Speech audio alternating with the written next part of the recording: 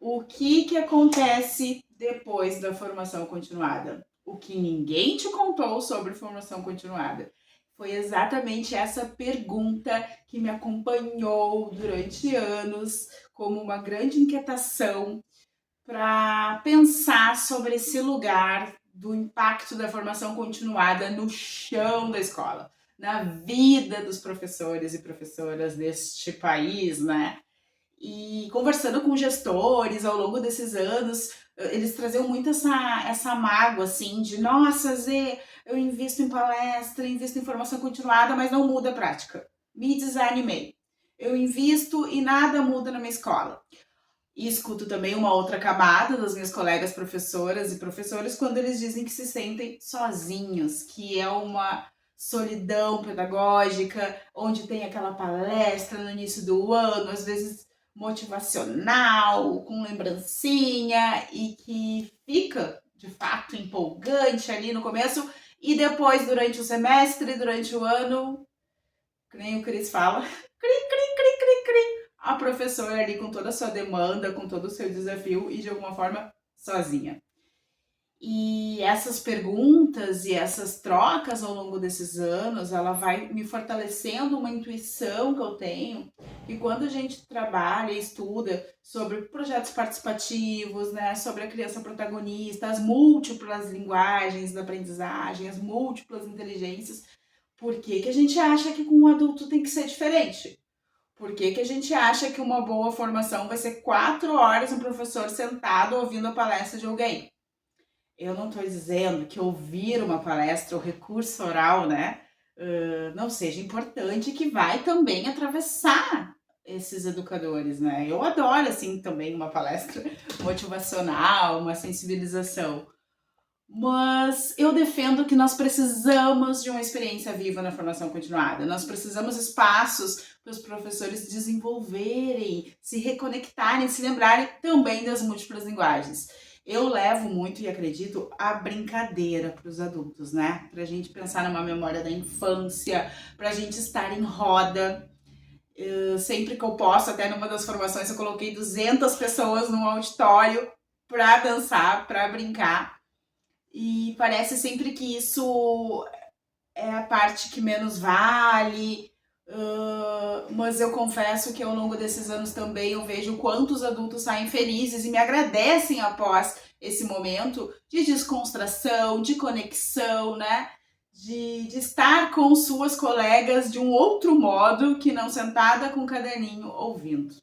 Precisamos sim estudar as formas de aprender também são diversas e muito singulares, né?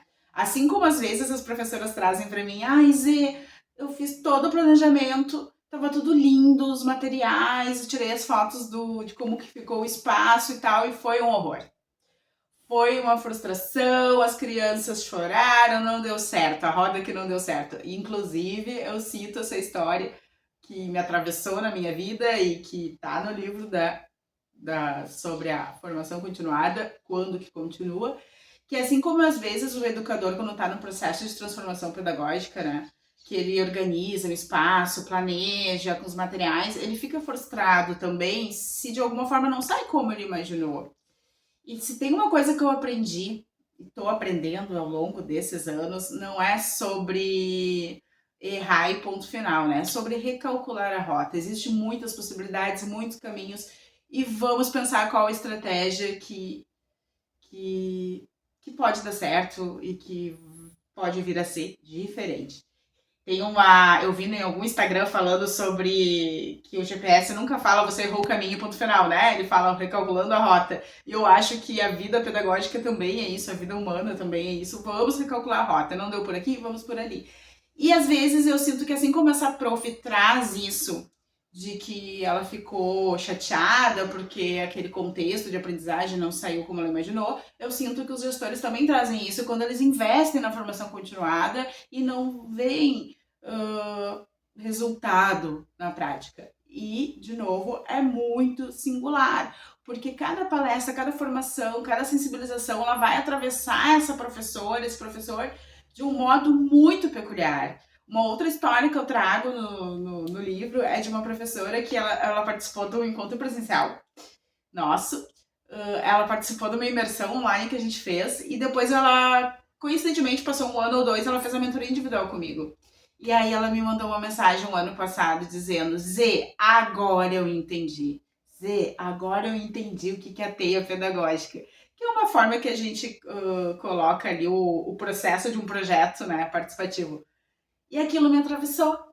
Então, às vezes, eu tô tantos anos trabalhando nisso que às vezes me soa como algo comum, mas se tem uma coisa que a gente tá sempre aprendendo é do quando tu lida com o ser humano, quando tu lida com um colega, com esse espaço de formação, é muito sensível, singular e gradativo. Então não é uma fórmula mágica, uma revolução numa palestra de 2 horas. Mas com certeza contribui, né? Que nem eu falo, entre ter uma palestra de 2 horas que tu vai contratar alguém e não ter nada, tenhamos a palestra de 2 horas, porque de alguma forma vai conectar, vai significar. Se não fizer sentido depois, vai fazer ao longo dos anos. Mas a gente não pode desistir da formação continuada, a gente não pode pensar que vai fazer de qualquer jeito, chama alguém que tem um monte de seguidor, que tá tudo legal. Tem que fazer sentido, né? A gente tem que procurar um ponto de conexão. Quando eu me vejo, quando eu estou nessa função de formadora de professores, eu vou pensar como que eu planejo esse tempo que a gente vai estar junto, que eu possa contribuir e desenvolver as múltiplas linguagens dela. Como? E ainda assim eu tenho total cuidado de pensar que é um processo sensível e que daqui a pouco não vai ser no primeiro encontro que eu posso desabrochar naquela prof ou provocar ela, que pode depois ser um outro encontro, mas sempre essa é a minha inquietação, de levar assim, para os contextos de formação continuada. E o que ninguém me contou sobre formação continuada? Ninguém me contou que depois do certificado, a formação continua. Ninguém me contou de formação continuada que as professoras estarem em roda e contarem alguma experiência ou outra delas, a formação continua. Ninguém me contou que é uma formação que pode ser demorada, que pode ser silenciosa, mas jamais deve ser parada. Formação continuada é um movimento. E ninguém me contou que a formação continuada continua quando a prática desse educador, dessa educadora, desse adulto que está com as crianças, quando ele começa a aprender com as crianças. Ninguém me contou que a maioria das aprendizagens, tanto das crianças quanto dos adultos, dos profissionais da educação, elas estão ali continuamente no cotidiano. E como que tá e como que a gente pensa esse cotidiano, né?